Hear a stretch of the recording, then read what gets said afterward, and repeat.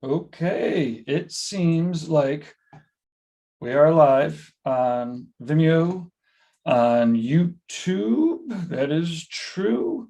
And yeah, so I don't know whether you're watching live. If you are, please let us know if this is working for you inside of the chat room that you happen to be in, or leave a comment.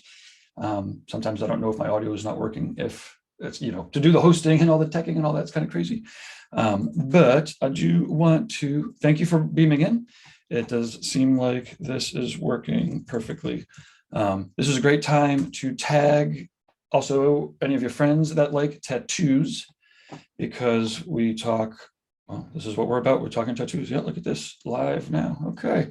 I'm going to be firing up a pretty awesome replay with one of the first shows that we did as we started to redo the TattooNOW show before the pandemic. Just a couple of years ago. This has Emmy Black Sheep, Kai Heitlin, Marcus Leonard. It's pretty cool. It's great interviews, and it's fun to revisit some of those shows back then. This is beaming out on the TattooNOW channel and also on the Reinventing the Tattoo community, where Guy Aitchison has encouraged and invited everybody to join in these live streams and real world events to share with each other, basically create better art and whatnot. You are currently watching the TattooNOW show. This happens every Wednesday at noon. And yeah, thank you very much for tuning in. We talk about all things tattoo collecting, and then we do often catch up with tattoo artists. I do technology and whatnot for artists and studios, so hence the, yeah, well, here we go. You can always find the Reinventing the Tattoo app in the app stores, or no matter what, www.reinventingthetattoo.com.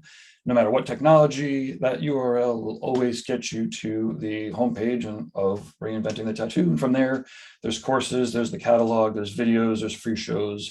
If you're watching one of those shows where you can beam in, that's where you'll beam in from. So reinventingthetattoo.com. Thank you, Guy Aitchison, for making all of this possible. You can also go to guyaitchison.com, check out his paintings and whatnot. They're out of control. All of these Reinventing Tattoo Network shows, the art jams, the drawing groups, the interviews, panels, webinars, seriously, all of them can be enjoyed on demand. And you can go to reinventing247.com, or again, even just the homepage. And at any given time, there's a player there with 5 channels, including one that's always in Spanish. So if you don't know where to start, or if it's 3 o'clock in the morning and you're looking for some tattoo talk, I mean, it really is like a network, a 24-hour network of tattoo shows, of multiple tattoo shows. It's crazy. So, or if you have a friend who digs tattoos and you want to turn them on and you're not exactly sure which shows, it's easy to get them started. Reinventing 24/7. If you are a tattooer and you go to Reinventing 24/7, you scroll down to the bottom, there is a form for you to fill out with your tattoo shop address. You can get some sample packs from Reinventing. They have cartridges from Cheyenne. There's inks from Raw Pigments. There's some sample Dermalize or D-Lize Pro in the United States to heal your tattoos, and some other things. I don't know when you're watching this. You might be listening to the podcast on the Reinventing the Tattoo podcast or the TattooNOW podcast. We started uploading to the podcast. Anyways, point is Reinventing 24/7, and you can watch the shows, or you can scroll down, fill out your form there, and while sample packs last, you can pick one up. Yeah, the Reinventing the Tattoo show, weekly shows, all these times are in Eastern Standard. Get out your notebooks, or just think in your head, oh, wait, these are what's happening, my day's off. And then you can go to the YouTube channels to subscribe. Let's see, Sundays at 1 o'clock Eastern is the Reinventing Drawing Group with Jason Leeser. Mondays at 9 in the morning, the early bird drawing groups with Kier, bright and early, 9 o'clock. People from California and Oregon beam in pretty regularly.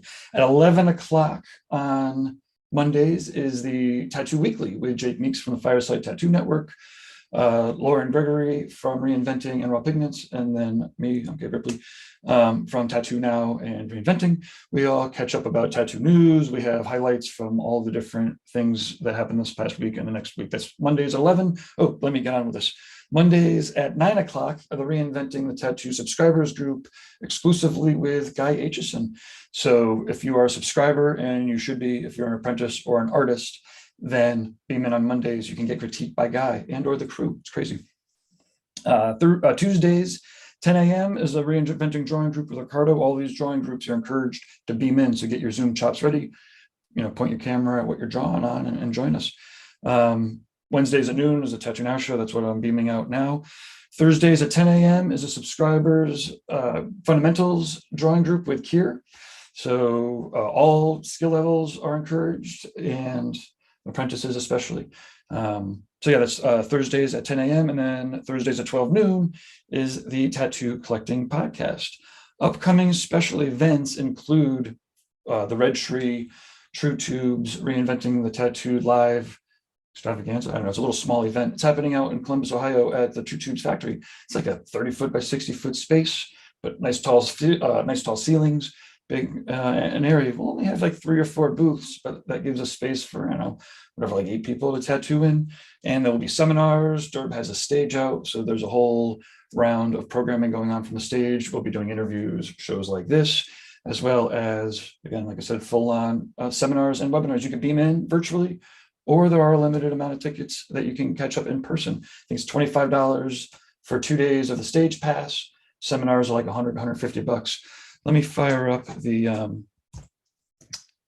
reinventingthetattoo.com/live. Well, wait, you know what? I could actually screen share this too. That way I don't miss anything that I already have on here. How's it working for everybody? Hope it's working for y'all. Thanks again for tuning in on Wednesdays at noon for the TattooNOW show. Okay, boom. Here we go. Reinventing the Tattoo Live, February 5th and 6th. You can get your virtual stage passes or in-person stage passes via the PayPal, Venmo, Pay Later, debit, credit card, all that. Okay, special guests, and then some people will be beaming in. So a lot of people will be coming in person. And as you can imagine, we're doing hybrid events these days. We've always been doing hybrid events, but these days, more and more people we'll basically be doing both. Some people are beaming in to do their seminars. Some people are coming in to do their seminars. Some people are beaming in to take the seminars. Some people are beaming into the stage. But again, it's full-on hybrid. I'm excited to work with Derb and his tech crew to get these meetings hybrid. Anyways, we've got Guy Aitchison's beaming in each evening to lead a discussion panel with the day's teachers. Bob Tyrell will be there tattooing a skull from start to last call. It's awesome, it's Bob. Nick Baxter will be beaming in from Austin to do part of his holistic, like a deep dive into his holistic process. In this case, advanced layering techniques. So if you're a tattooer who has like one session down on a tattoo, you can send in your pictures, and then he will help you and give you some advice, potentially give you some advice to go after layering that tattoo to finish it off. Jesse Smith is bringing his Column in the Chaos seminar. It's awesome. Jesse is great. He'll be tattooing. Everybody here will be tattooing and whatnot. Jillian Marie will be doing tattooing and Q&A. She might be beaming in. We're figuring that out. Renee Little will be there in person, tattooing, painting, helping with the recruiting panel. She's an awesome shop owner in Oklahoma City. We're gonna have I'll get to the schedule in a second. I guess I gotta cruise through this quick. Conan Lee's doing the organized tattoo artist seminar. So if you are trying to figure out how to balance your schedule, Conan's been doing it as a studio owner, as a busy artist, as a mentor, and an entrepreneur. He's a tech entrepreneur. He does the tattoo release form app. And yeah, anyway, so his seminar is all about organizing your time so that it could be a pleasure. Tony Urbanek is bringing his tattoo machines and tattooing and maybe tuning up some tattoo machines or listening to your machines, Q&A, all that kind of stuff. And we have machines, magnetism, and mayhem on the main stage, where we'll be talking tattoo machines. Nick Mitchell's bringing his caricatures. This is crazy. It's so awesome. And again, you can beam in to all of this. The schedule is here along with the links. Like I said, we have a recruiting panel. Awesome if you're a tattooer who's interested in getting grilled Shark Tank style from a bunch of awesome shop owners, then that'll be for you. Organized tattoo seminar. And you can see the links for the in-person tickets, as well as the virtual webinars, are here on the schedule. This is reinventingthetattoo.com/live. And the 2 days are here. You can join us in person at Red Tree / True Tubes. Thank you to Derb for being an amazing host. You should definitely make sure that you check out the Hell City Tattoo Festivals and whatnot. people are crashing at the Hyatt Regency, which is the Hell City hotel. Okay, I'm going to check real quick. Yeah, this is going off, no problems here. And it is going off in the Facebook world. Reinventing Everybody the in tattoo. Facebook. Oh, look at that. That's a little echo panic. Okay, awesome. Going off everywhere. Back to my script. It's amazing. Everybody that's been helping do these streams is awesome. Okay, we have a whole mess of other real world events that are happening. April 11th to the 14th is the first Inspiring.Tours. Inspiring.Tours is the website. It's the only .com I have, right? Inspiring.Tours, 5 to 7 people art retreats. So it's very focused, 3 or 4 days out in a bed and breakfast in New Hampshire at the Sam O'Reilly House in this case. Thank you, Jason Zug, for being an awesome host. And we are citing other places, New Mexico and whatnot, for nice small group events. So if you go to Inspiring.Tours, the first one with Nick Baxter and Sean Barber sold out real quick. So get on that wait list, and then yeah, we'll send you out the email when we first set up the next headliners. Let's see, May 20th to 22nd, Hell City, Columbus. July 8th to the 10th, I'm not sure. Rock River Tattoo Art Expo. Again, these are all COVID pending. July 29th to the 31st is the River City Tattoo Invitational with Tony Urbanek in Akron, Ohio. October 20th to the 23rd is the Paradise Tattoo Gathering. Thanks to our sponsors, we've got at Interstate Ink LA is a clean and sober shop out in Los Angeles. Church is awesome. Actually, the whole shop is awesome. They do great work. And if you need a supportive environment that is clean and they don't fuck around with it, actually they got full on support, like the whole 9 yards. Get in touch with them. If you know somebody that's awesome, but needs to be in a clean and sober environment, then send them out their way at Interstate Ink LA. Rawpigments.co. Awesome pigment company. Again, we don't need to talk about it. Just go to Reinventing 24/7, drop down to the bottom, fill in your address. You'll get some sample pigments to try out, and they speak for themselves. WorldTattooEvents.com. Alex Van Dutch has a lot of interviews on the channel. He has the most comprehensive tattoo convention website that exists, and with all the cancellations and reschedulings, definitely worth checking out. DLize Pro, otherwise known as Dermalize Worldwide. Again, grab those sample packs, Reinventing 24/7. TattooNOW.com. I am a computer geek, and if you are in need of communicating with your current clientele so that you don't have to worry about social media, I can help with that. If you want to attract your perfect clientele, I can also help with that. I do all sorts of techie shit. Go to TattooNOW.com/services, interactive videos. It's out of control, automated sequences. It's great. And then last but not least, GuyAitchison.com. He is the mastermind behind Reinventing the Tattoo, the book, the communities. He's inspired countless tattooers. Okay. Excuse me. I am about to play this video. It's, like I said, it's a replay, and I was really excited to do this. And Kaya and Marcus will be coming to the Paradise Tattoo Gathering. I think Emmy will too. So everybody that's involved with this will be here.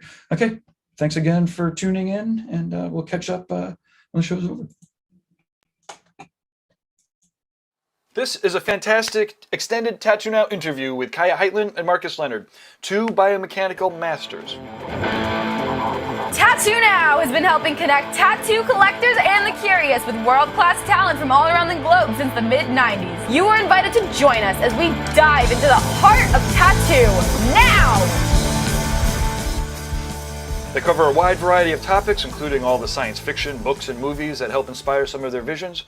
And of course, they do a deep dive into biomechanical tattooing and artwork, and cover a variety of other topics, including music and what it's like to kind of cook, and how that could actually influence your tattooing also. So it's exciting to be able to bring to you this extended interview with Kaya Heitlin and Marcus Leonard. This video is being brought to you by Reinventing Live, a one-day intensive event hosted by Guy Aitchison and featuring Stefano Alcantara, Marcus Leonard, and Kaya Heitlin. Check out this video talking about it, and then go visit tattooeducation.com to catch the live ticket or possibly the replay.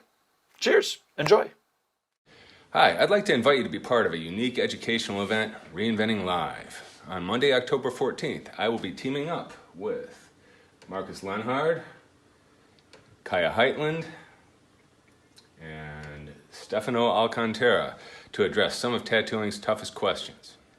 This will consist of a couple live tattoo projects where I'll be sitting with these artists, focusing closely on what they're doing and picking their brains, including audience questions. This will be followed by online portfolio critiques and an energetic panel discussion. I'll then be taking another live tattoo project into the late night hours. You can attend Reinventing Live in person at Euro Tattoo in Rockville, Illinois, or you can attend online. Tickets are available now at reinventingthetattoo.com. Let me fire up Our next tattooer is from Vancouver, British Columbia, Canada. She's awesome. She's into bio tattoos, also makes jewelry, has awesome pictures about foraging, has been in the Sketched Out sketchbook with 100 other artists. You know, and frankly, anyone who can converse with Marcus Leonard for hours and days at a time is a friend of ours. On Instagram, it's at Tattoos by Miss Kaya. TattooNOWSBYMISSKAIJA. I'm gonna pronounce it right. Kaya Heitland. How are you? Yeah, I'm doing really well. I'm Awesome. doing super well. Well, thanks for coming on the show, and let's start with some softballs. Do you mind talking about maybe the Canadian tattoo scene a little bit and how you got into it? Oh, sure, of course. I started tattooing just over 10 years ago on the Sunshine Coast, which is just outside of Vancouver. Super small town, no other tattoo shops except the one in Sechelt. And I got a summer job working there when I was like 17. And the guys both kind of partied a little bit and needed somebody to do line drawings for them in the mornings. So that's how I showed that I was good enough to draw, at least. And so I put together a little bit of a portfolio, and they took me on. Piot Barker and Sean Headley was working there at the time. And then a year later, a machine builder named Jesse Young bought the shop. So he kind of bought me along with the shop. He never wanted an apprentice, and kind of, I was kind of part of the package deal. So I ended up apprenticing under Jesse Young. Awesome. And how much preparation or how much art training did you have before you landed the apprenticeship? Ooh, none. Awesome. Besides, besides drawing as a kid and stuff like that, tons of art, extracurricular stuff when I was a kid, like painting classes, and I was always super into jewelry. Like, I've been making jewelry since I was really young. I was super entrepreneurial with that. And parents who were very, very encouraging and put me in every art program, but not necessarily anything formal. Like, it wasn't directed. Sure. So. 17 is pretty young to get into a tattoo shop. How old were the dudes? They were both in their like mid 30s at the time. Okay. Yeah. Awesome. Yeah, they're both in their like late 40s now, mid to late 40s. So. About how long did it take before you were tattooing on the public? It was a couple of years actually before I started tattooing anybody after I started my apprenticeship. Like I said, Jesse bought the shop, and so there was a bit of delay because he wanted to kind of like reteach me a few things. But it was a really traditional apprenticeship. Like both him, like Jesse's quite a well-known machine builder, fabulous machine builder here in Canada. Sells his machines through Good Guy Supply, and him and Lucas Ford worked very closely together. So they use very similar geometry. So they do a lot of work together, or in the past have done quite a bit of work together. Do they both do the Winnipeg Convention, or? Yeah. I think Jesse does the Winnipeg Convention. I've done it for the last couple of years as well. Yeah, cool. Always seems like a stellar lineup. Yeah. Oh yeah, it's phenomenal. It's a phenomenal show, and Rich, the guy who puts it on, is second to none. Like his ability to his promotional abilities are fantastic. Like, great personality. Like, ideal for our community here in Canada to be putting on a show, because he knows everybody. He's so charismatic and so just super welcoming. Like, he really wanted to put together a really family oriented show. So yeah, that's awesome. Like, it is a little star-studded and a little intimidating for that reason. But like, it's very close. We're all very close here in Canada. Like, our community is traditional in that sense. We have a lot of traditional values that kind of seep into our tattoo community. Yeah, it's cool. I remember he got mad at me a couple of years ago, and I'm a kind of a techie kind of non-tattooer guy, so it's easy to get mad at me, I suppose. But it was fun. You could tell that obviously it was coming from a place of authentic, love of tattooing, And Yeah, for sure. you know, for me, I feel like I also have that same love. So you know, eventually it always works out in the wash. So like you know, like I said, I appreciate sometimes, you know, when people get very, very protective, you know, of what's sacred and awesome, and you could tell like from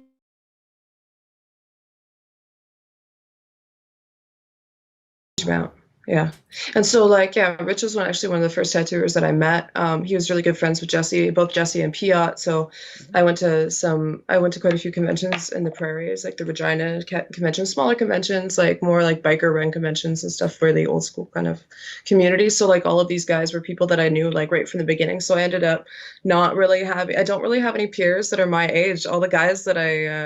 All my friends in tattooing, all my colleagues are all, you know, 40s and their 50s and stuff like that, which is pretty cool. And that, you know, with my apprenticeship and stuff like that, they were really, really stringent actually about like how much exposure I got to the internet and magazines and stuff like that. Like, of course, we still like had tons of magazines around the shop, but they were really adamant about me just doing conventions. Like right from the very beginning, I was doing conventions before I started tattooing, and like a huge emphasis on like machine building, putting machines together, the kinetics of all of that. And like I built needles. We still use steel tubes in the shop. I scrubbed all the tubes and everything like that. So they were pretty adamant about making sure that I, you know, they already saw the shift happening, and they were really excited about having somebody in their shop who was a worker and really wanted to do all those technical things, like learning about mixing ink and building needles and stuff like that. So. Oh, that's awesome. Are you still on coil machines?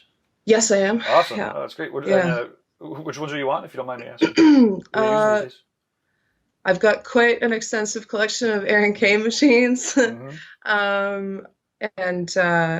And Aaron's a friend of mine. I had the opportunity a year and a half ago to go down, and I built a set of machines with him in his studio. Fuck yeah. Yeah, so Aaron and I have been like friends for quite a few years online, just talking about because there's this little niche inside of like not just biomech tattooing, but tattooing where you have these like really technically skilled artisans that do things outside of tattooing. So when you find another tattooer who's like, whether it's metalworking or skateboard building or like fixing and maintaining bicycles or anything like that, they have this like really technical tactile skill. And like we got really excited just talking about tools and talking about metalworking and engraving and metallurgy and all that kind of stuff. So he was really excited to have me come down. We built like two really phenomenal machines. We were both really excited about. We each got one out of the set. They're both hybrid liners, and they're all totally made out of sterling silver. And then I did like biomech wire wrapping on both of the frames, and then inset these really beautiful Ethiopian opals into them. So they're some of the blingiest machines that I've ever seen. But We'll have to get some pictures. Yeah, totally. Yeah, but what an opportunity that was. Like he's so eccentric and like legendary. So am I. So like it worked really well. We just like holed up in a studio for 5 days and just listened to death metal, and it just like ground away with power tools. It was amazing. Yeah. So you're into the bio. How did that? Was that something that you were always into, or where was your introduction? You know what? Honestly, bio from the 90s and tribal were the two things that made me want to get into tattooing in the first place. Those are the two things that I think probably resonate with the most. As far as like just fit and flow, those are two things that always attracted me to tattooing. I wasn't ever really interested in doing small tattoos, but I mean, for the majority of my career, that's what I've done is small tattoos. Generally being the only woman in a tattoo shop, you are afforded a very particular clientele, usually, right? Which I mean, that laid all the groundwork for all of my technical skill that I think that I have, that you have. But that's obviously all based on doing small tattoos and stuff. But my big interest was the idea that you could lay out a bodysuit on somebody. That was the coolest thing in the world. And like the only two real types of bodysuits that I saw, like when I was in high school, when I was growing up, was biomech and tribal. Those are the two things that I absolutely like. Guy stuff, obviously. Like my dad when I was still living at home, my dad got me a copy of Organica in Oh, 2004, the year that it came out, and he gave it to me for my birthday. Oh shit, I've got it. It's like, yeah, right around the corner here. It's a fucking. Yeah, and I was like, Mm. and just how excited I was, like but that was like one of my first introductions to like tattooers who were also artists as well. And my dad he had seen this book, and I was super into mycology. I absolutely love mushrooms and mushroom foraging and stuff, and he just recognized right away like all of that, like mycelial structure and fungus and all this stuff in Guy's work, and he thought I would absolutely love it. So like Guy's book, that one in particular, and the like all the reinventing stuff, and yeah, obviously like those I got all those books before I started tattooing. Awesome. Yeah, Before that's I great. ever got a job in a tattoo shop. Like that was, so I was kind of always what I want to do. And then Aaron's stuff, obviously, I was kind of obsessed with too when I was like 15, 16, and just drawing in high school. Like absolutely loved Aaron's stuff. Yeah, do you remember the Tattoo Wars with Aaron Kane and Guy? The TV show? Oh no, I was I've never actually seen any of it, but oh, it's awesome. If you go on YouTube, you do a search for Tattoo Wars, Aaron Kane and Guy Aitchison. They it was at maybe a Hill City in Arizona.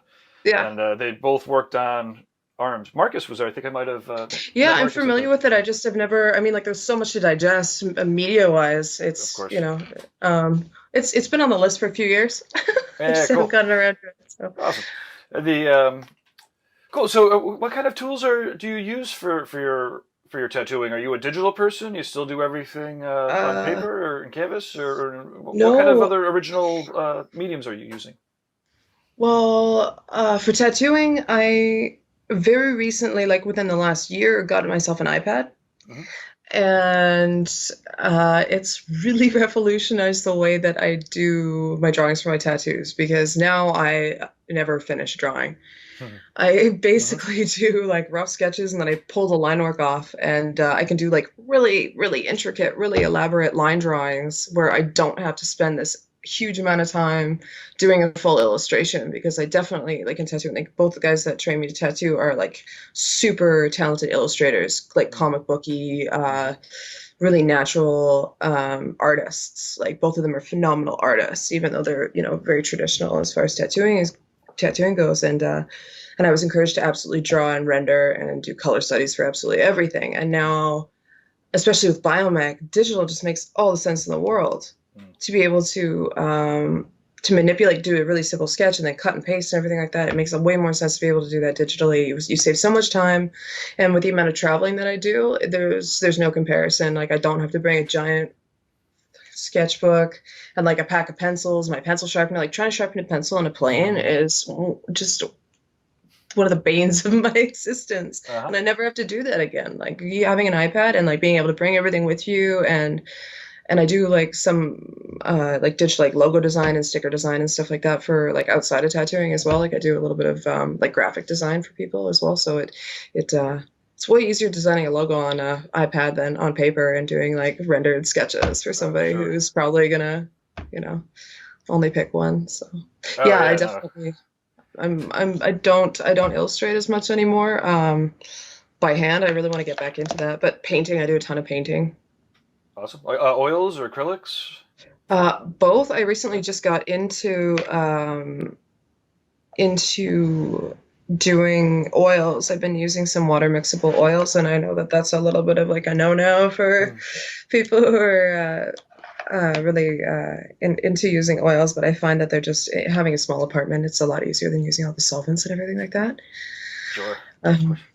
But yeah, I love painting in acrylics. Like I've painted in watercolor and acrylic most of my life. And now having somebody to paint with is pretty amazing too. So actually being able to do like collaborative sculpture and then painting it, and then being able to paint on canvas with Marcus is pretty remarkable. Awesome. It's something that he doesn't have a lot of background in, so it's nice to like kind of pull him into that a bit. Into the real world. Should we pull him into the interview now? Yeah, that's what I'm thinking. Yeah, I think so. You want to jump in here? You want to chat about how you met, or? Sure. Yeah, we can do that. If it's tattooey, not if it's gooey. People love that shit. Yeah, fair enough. Yeah. Ratings. That's what we're trying to get here. We met online. Yeah. Yeah. And Facebook. yeah, Facebook and Instagram, and became pretty enamored with each other's work. Hmm. And one of the things that when people ask, one of the things that we talk about a lot is like, as soon as I saw Mark, I've been following Marcus for many years, but when I look at his work, sometimes it's really difficult to not understand how I can look at something and feel like it was something that I did and I don't have any memory of doing it. Like it's really bizarre sometimes. I think we both have that where, it's so intuitive, and we have such similar shape language. We use the same words, we use the same kind of diction, same sentence structure. And like anybody who's familiar with Marcus's seminars, that's some terminology he uses for like a shape language.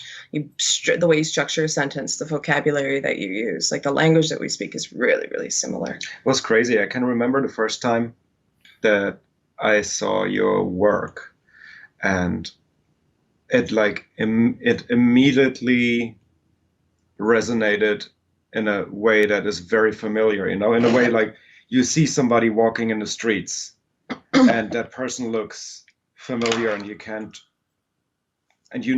talk to that person. It's not only like a familiarity, but that you talk to that person, and then as you are thinking about like, where do you know that guy, you actually realize like, oh shit, that guy looks totally like me. Does that ever happen to you? Where you look at somebody and you realize way later, because you're not used to seeing yourself, right? You're not used to having like an outside view on yourself. Expect if you see yourself on video all the time. And I saw some of her sketches for the first time. I was like, holy shit, that looks okay. I'm gonna pack that differently, because it's so abstract. And I think that we understand this really well between us. We don't need a lot of words to explain that to each other, but it's such a weird... we also don't need other people to think we're crazier. No, exactly. Than they are. Right. Exactly. I think when you look at biomech, and especially if you look at somebody who does biomech really intuitively, there's a lot of honesty in there. There's a lot of...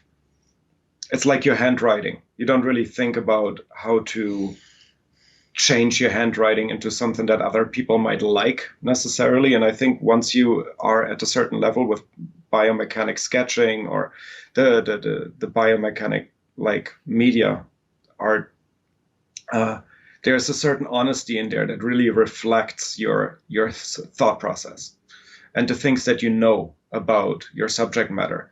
Like the things that you know about biology, the things that you know about mushrooms, if that's something that leads into your sketches, the things that you know about physics or whatever. Physics is a big one that comes into it, like dimension and fit and flow and everything like that. It's all physics. And you can definitely tell when a person doesn't have that background and is attempting to draw a lot of biomech. You can tell that there's definitely a big part of the grammar of that language missing.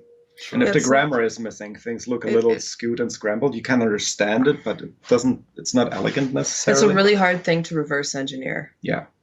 And that's like, and it's not impossible at all. Like you can totally start by learning like texture and general shapes and stuff like that. But unless you have that kind of concept of where everything is coming from, you are actually just saying a bunch of words. You're not. Right. It's very nature's very like equation-y.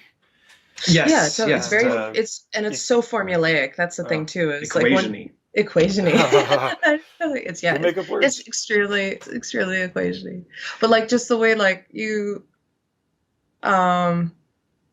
something clicks. And I think that even just since I've been in working kind of in the biomech community, because that's what it is. It's like this lovely little subset of nerds and scientists and just the fringe of the fringe, really. Yeah. And since I've been working in that, it's really interesting to like see individual people who are like how hard they work, and then all of a sudden one day it totally clicks and Yeah. they just get it. Yeah. And then all of a sudden they're doing like, holy shit. Things are falling into place. You totally it's just see like it. learning a and it's like language. instantly, like once you gain enough vocabulary, it's like one day you're able to like order coffee at a store, at a shop, and it's exactly what it's like. And then at some point you will be elegant too. Like once you actually feel like, okay, now I can actually use this language to speak and I am understood, then you can start working on your poetry skills. And I just wanted to go back and why we went on this tangent at all, right? Because what I saw when I saw her sketches was that here is somebody who really has a very strong foundation in the sciences, and you can see that right away. There's a very good foundation. Once you gain in the enough vocabulary, grammar it's like of this language, and that immediately spoke to me. And the things that she expressed in this language were very, very similar to the things that I like to express in that same language. And I was immediately drawn to that. It looked so familiar. It looked so, and like to outside people, there's sometimes moments where it's hard to tell our styles, like to tell exactly where the break line is, where one stops and the other starts. There's a lot of overlap, even though we didn't even know each other. And that kind of gave both of us an insight into what kind of a person the other person is without ever having spoken to each other. And that was just hypothetical at that point, right? And then we started talking to each other, and we were able to check all these boxes. Like, yeah, knows that, yeah, exactly, on the same line of thinking here, same thought process here, like very, very familiar brains, really. And that really cemented, because we were looking for kinship, we were looking for friendship when we started to talk to each other, because we were both in a little bit of a pickle at the moment. And I think both of us needed a bit of a friend, somebody who we thought understands us. And that is something that both of us were not necessarily looking for actively, but needing. And so when we reached out to each other, there was just this instant connection that grew into something that was just too strong to ignore. And then it was we needed to pretty pursue that. undeniable. Yeah, actually. Was this a particular Facebook group or an Instagram, or like a bio group, or this is just happening as directly? Or? No, we kind of found each other, I guess, through using like Biomech Collective and stuff like that, for sure. But just having what's that? Is that a Facebook group or? Oh, it's an Instagram group that's managed by or curated by Kurt Windisch and Guy. Mm-hmm. Yeah. And it's at Biomech Collective. Is there an underscore in the middle there? Biomech _collective. Biomech _collective.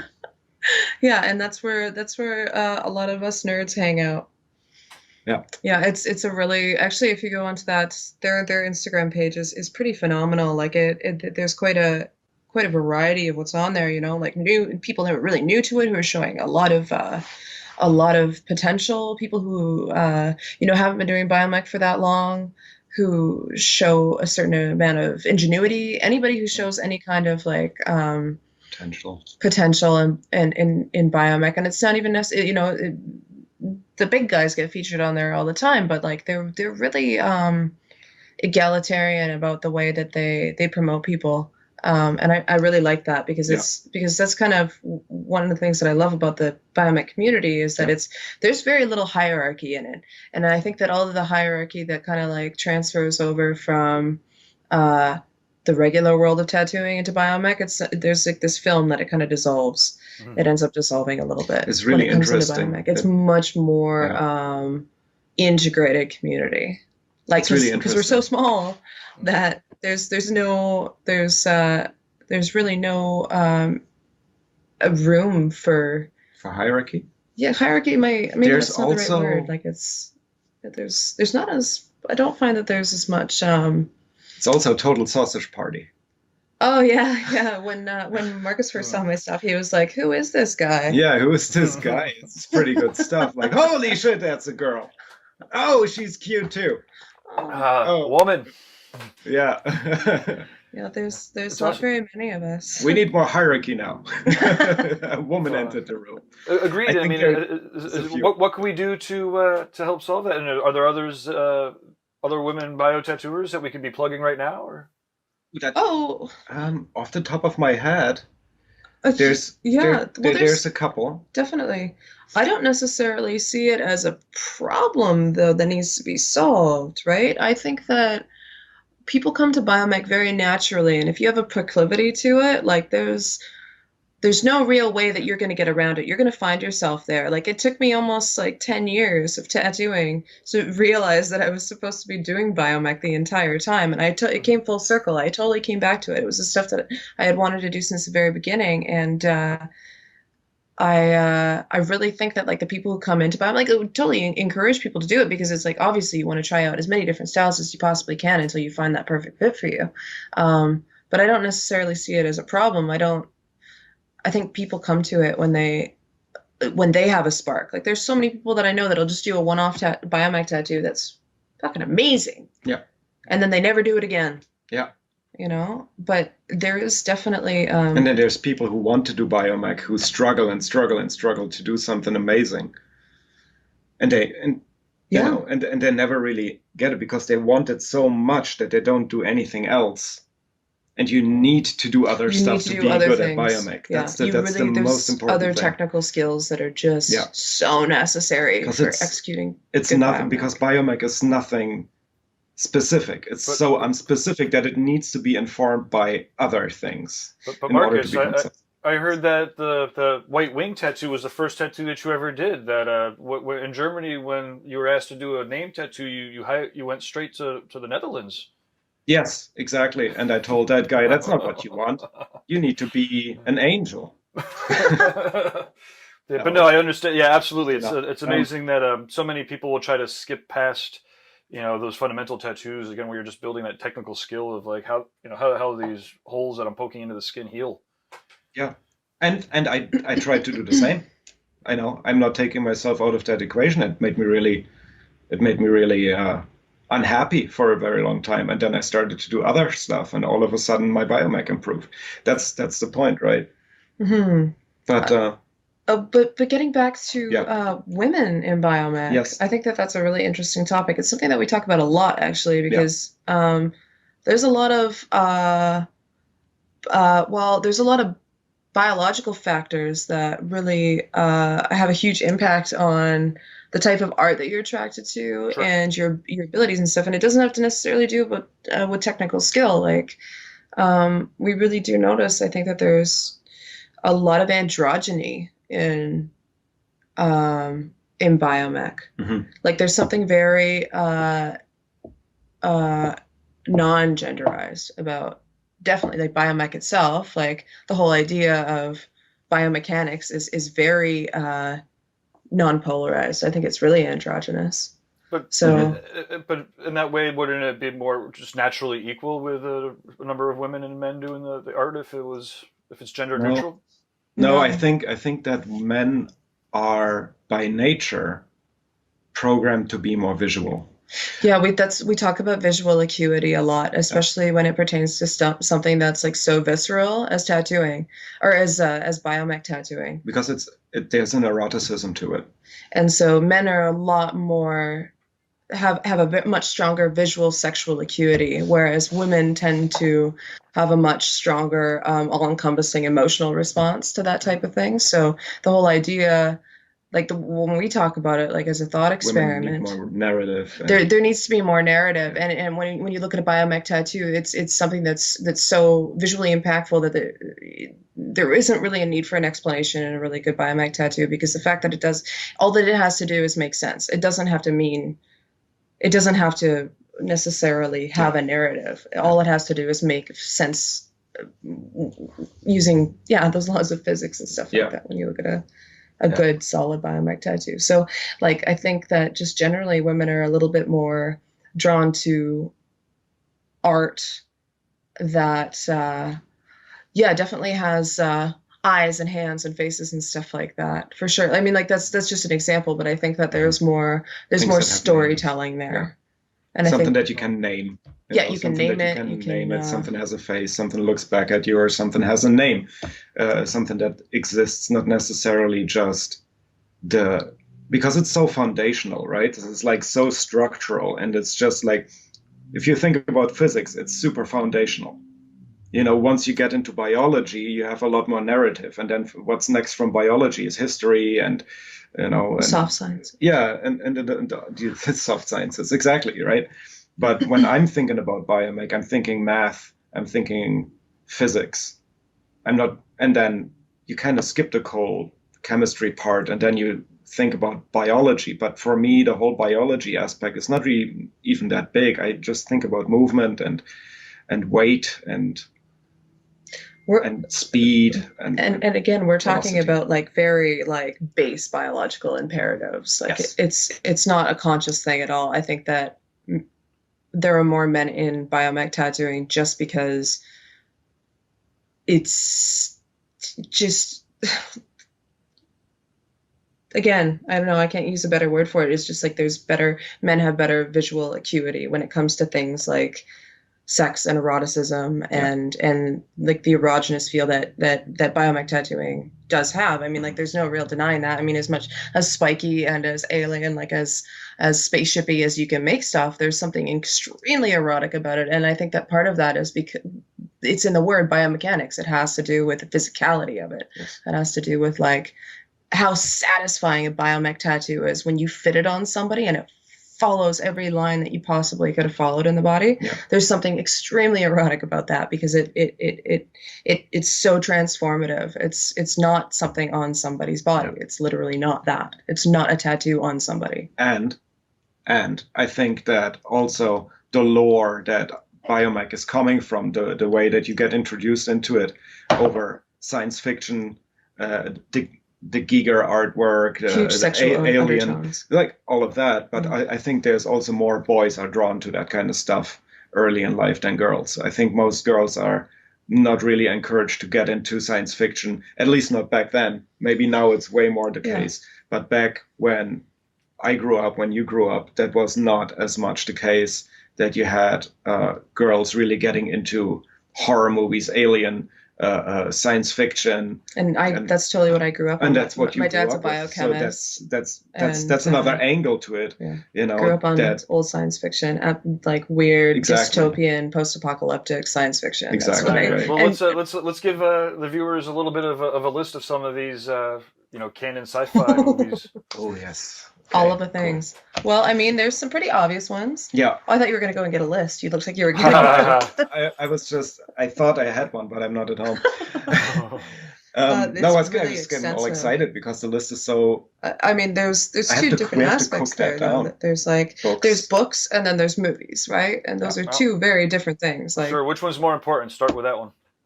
Movies. As far as tattooing goes, probably movies. The visual stuff, yeah. I mean, Alien is definitely, the main. It's pretty up there. Yeah. Mm-hmm. That's like, and then there's a lot of nothing before something else comes in, and then it becomes very personal about what you like. But I think Alien is really foundational for biomech because it's, Giger's artwork and just the alien itself, like you said before, it's the best representation of his work on screen for sure. There's so many other terrible movies that he took part in. It encompasses all of that eroticism, yet it's so dangerous. It wants to kill you. It looks very strange. You have never seen anything like it, yet it is not ugly, and that is key. The mechanics and the physics of it work so well. It's such a well-designed entity. It's beautiful.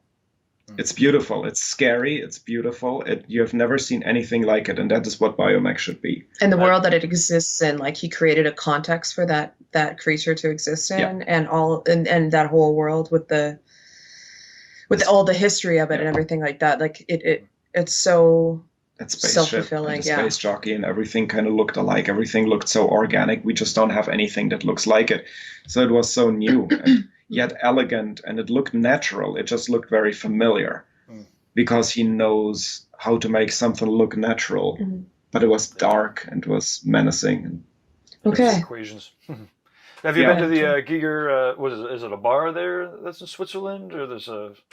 Oh, we No, haven't. we yet. haven't. It's super bucket list. It's on the Yeah. list of things that we're like 100% that's Yeah. on the list. Needs to happen. Yeah. Well, do you want to do a movie and I'll do a movie, and you do a movie and I'll do a movie? Do you do a movie? Do a movie then. I might get some flack for this, but Okay. like one of my favorite visual representations of like dark biomech is actually Chronicles of Riddick. Including Pitch Black. Oh no, well not. I mean like it's a phenomenal I'm too old for movie. that. I skipped all that. Super, that's a good movie. Okay. Dark Fury, Pitch Black, This they're goes on all the list great. then. But Watch it. Chronicles of Riddick, like the third one, really, it really played off of a lot of that, like Giger's really 80s looking stuff, and then totally updated it. So there's like, it's a little bit more palatable. Like the lighting's better. It's more refined, the way that they built the sets and everything like that.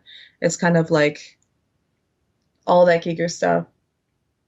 But I really love it. It's got this like, it's got a really cool, like edgy space wizardy occult feel to it. Didn't make a memory. Yeah, I don't know if it's a movie that you've seen. I haven't. No. Otherwise, I'd No? be piping in a little. I mean, like it's Vin Diesel. I'll watch it It's now. that's only going to get you so far. But the visual aspect of that movie, like everything is so beautifully designed. Like the lighting is amazing, and they really updated that like 80s. Yeah. I mean, there's so many to choose from. If I go, But specifically biomech. I mean, films. it's not specifically biomech, but Or the sci-fi. aesthetics that really, Well, Blade Runner. well, And the new one. I mean, the old one's one of our favorite things. no, I in was the gonna, world. I was gonna say 2001: Space Odyssey, just for the aesthetics of it, Classic. just for the feel of what I feel space travel is like. You know, that kind of loneliness and the time frame and the time that the movie takes and everything. The physics are actually they got the They physics really right, hold which up. yes, And that movie it holds up. It holds up so That's well. pretty amazing. But The Blade Runners, man, holy Moses. yeah, visually, like the new Blade Runner is absolutely stunning. That's beautiful. Great soundtrack too, cinematography. of course. The, Oh. Yeah. Amazing. Is it Johan Johansson? Mhm. Yeah. Yeah, his stuff we're a huge- No, it's No. not. No, it's not. the new Oh, one's he just has Hans Zimmer, I believe. Yeah. Johan exactly. Johansson does have That the was a last track though in Does the he? I yeah thought in the he- credits, and I waited I waited Oh. through the credits to actually listen to it. That's right. It's only one track. Oh, okay. But like Marcus likes 2001 so much that our Google Home he had to change to the male voice so that it sounded more like Hal, Like that. and he talks to Nice. it way more now. Yeah, Nice. I You talk to your house? Is it you have like a Siri or a? talk to the Alexa. house. Yeah, no. Google. Google. We have a Google. Google Home. Google is a little bit more benign than Apple in my opinion. You It think? doesn't. Well, it's also a little bit more. We're not trading in state secrets. Uh-huh. I'm not worried about it. But I think it's I think it's more benign. I think Apple. Also, I feel like Apple is really insulting our intellect. And it's just Apple steers you into a direction that is in their interest way too much. But we don't need to get into that. I have a whole huge opinion on Apple. Yes, we'll save that for a geek discussion panel in the Yeah, future. totally. Sure. Yeah. Um, But, so Anything next, else? Books. either next movie or book. Yeah, books. Let's move on to. books. I mean, For biomech stuff? yeah, I have so much. Like, there's more in books for me Yeah, hugely. than in movies, because then I get to paint it myself, right? Mhm. And there's just a couple of books that have a lot of potential to fill in the gaps. I'll start like Arthur C. Clarke. Oh, yeah. Definitely Rama. Mhm. Rama. Yeah. Rama's amazing. Rama 2. Rama. Rama. It's definitely. Great. Rama 2 is weird. It's super weird. Robert Heinlein's work, I'm a huge fan. Hey, dog. Uh-huh.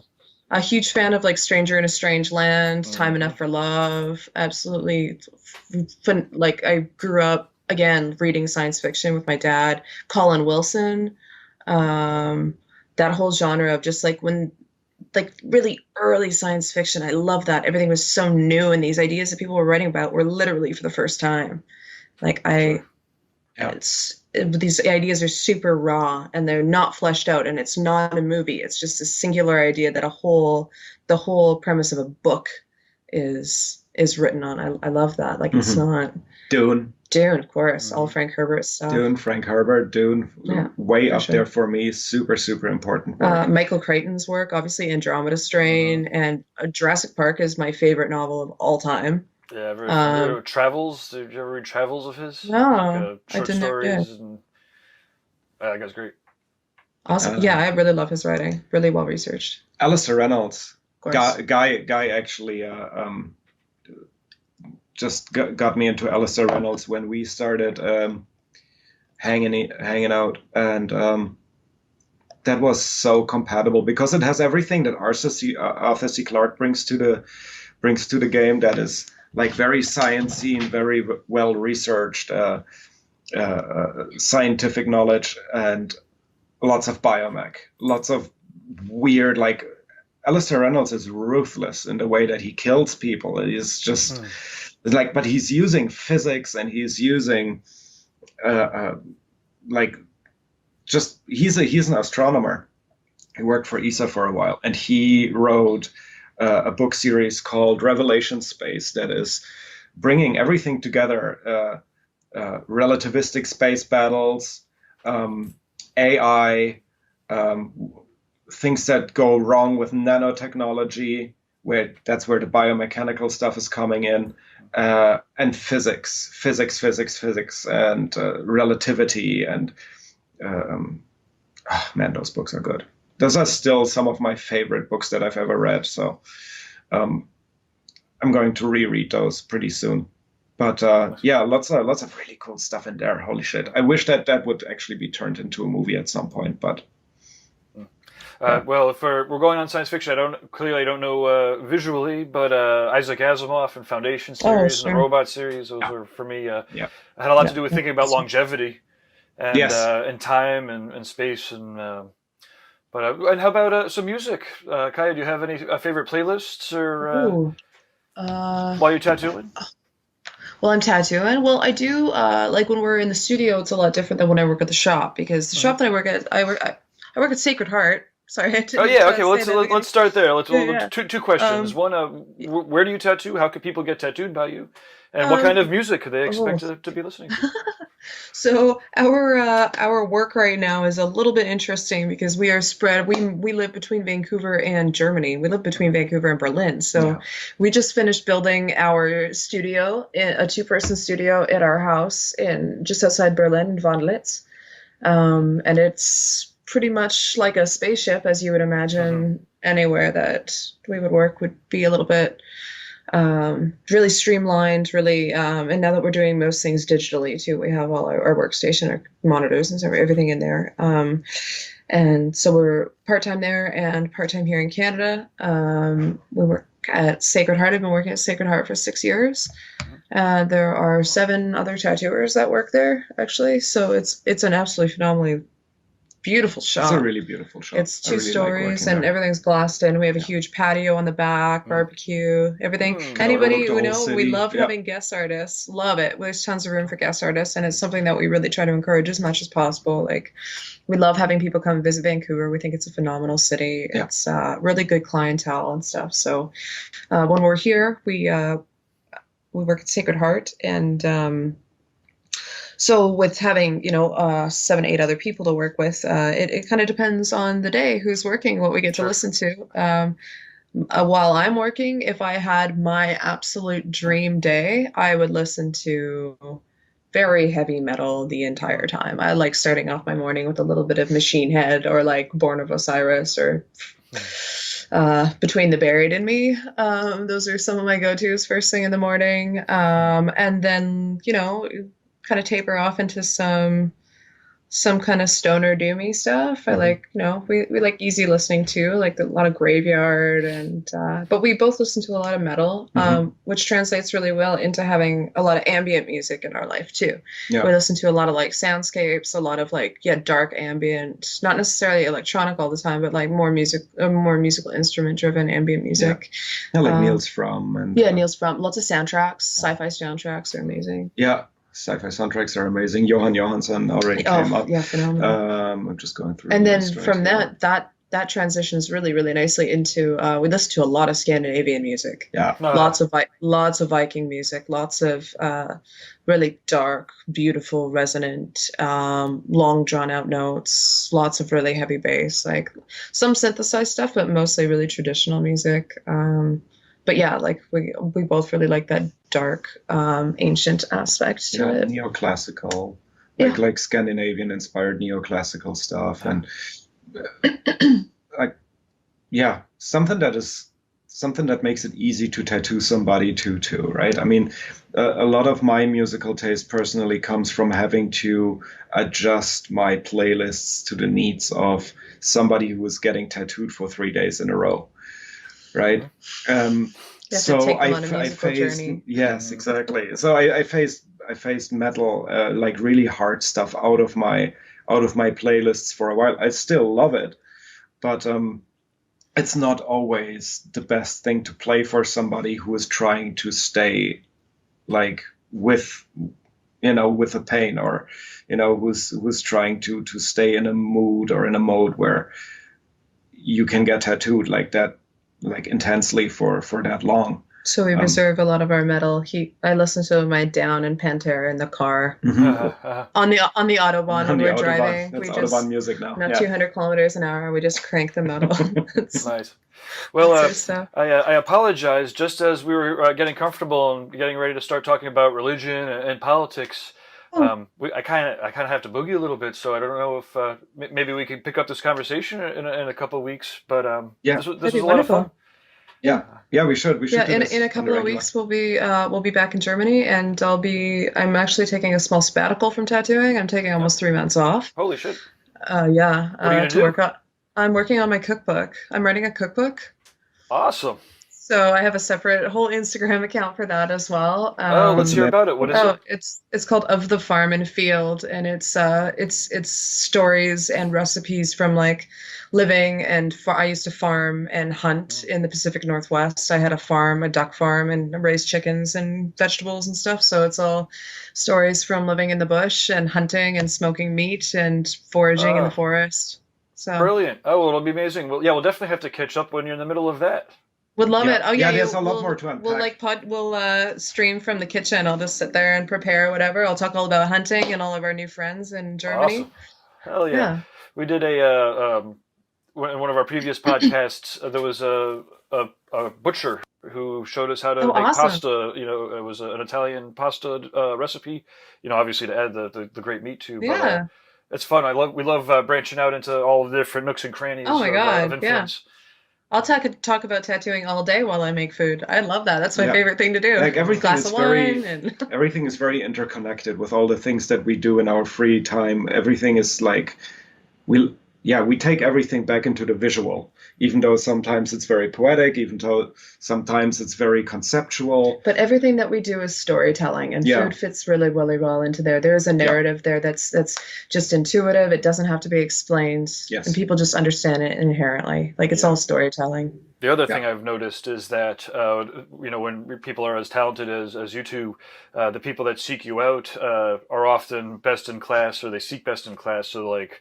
Obviously, there's a lot of chefs, a lot of amazing chefs that are tattoo clients of awesome tattoos. Oh yeah. And, one of the things I love about traveling around with a tattoo circuit is you always end up at like awesome restaurants and the best clubs, and it really is a fun way to kind of skip right to the like I don't really encourage many people to be snobs, but like if you're a tattoo snob, that means that you really do want to have the highest quality things. And, and that's one of the most beautiful things about tattooing is like we are afforded a level of luxury and access to a certain type of lifestyle that like what an amazing thing to be an artist and actually be able to be afforded such a rich life. Tattooing is such a fucking gift in that respect. Like it's a real the things privilege that we are allowed in our life because of tattooing. Agreed wholeheartedly. Yeah. Very thankful. Yes. Awesome. Well, cheers. Any last words or? It's up to you. Quick, I you're on mean- the spot. Say I something know, wise. right? No, we're just really excited about this next phase in our life, starting up the new studio. I'm taking that sabbatical, so for my cookbook, and so all of our clients are actually our test kitchen for that. So they get tattooed by Marcus, and they get 2 meals a day at our new studio, and we're really trying to do something super different. So I'm just really excited about like getting all this feedback from the food and everything, and getting to actually work alongside Marcus on a daily basis, and really see the transition into our new life together. Yeah. So It's all, everything is lots of harmony. Yeah. Yeah. Perfect. Cool. Well, thanks again, and we'll catch up. Hopefully, people will either find you in Germany or in British Columbia, and or on the internet. perfect. Thank you so Excellent. much. This was really, really fun. Yeah. Cheers. Thanks for the opportunity again. Oh, absolutely. Agreed wholeheartedly. It was a lot of fun, and like I said, we'll do it again sometime. Awesome. Thanks, guys. Cheers. Have fun. Thank Okay. you. Bye.